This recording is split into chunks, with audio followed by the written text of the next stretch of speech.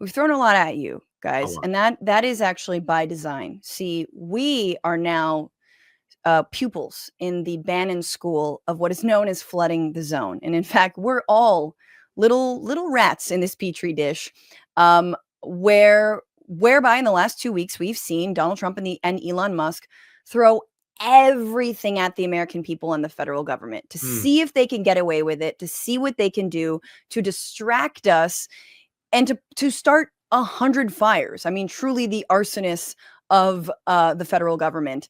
And here's Bannon even explaining. Remember, this is their little, like, speaking of references, I feel like this little like Splinter. Like, what if Splinter was evil? Like, that's Bannon. Like, what if Splinter was a, like Teenage Mutant Ninja Turtles? Let's not denigrate we shan't denigrate Splinter. Please. But you know what I'm saying? They both live in a nest. Anyway, take a look. We saw this in the first week with Matt Gaetz.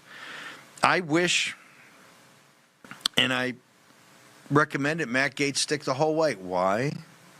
Because if Matt Gaetz had still been in there and going through up to Christmas, he'd be drawing so much fire because they would be freaking out. He'd be Attorney General.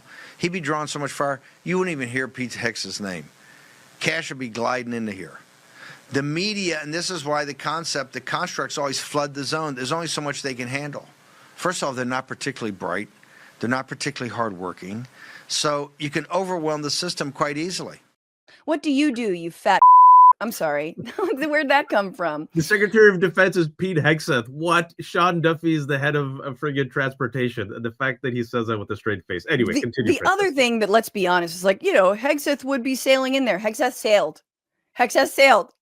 What are we talking about? He was confirmed.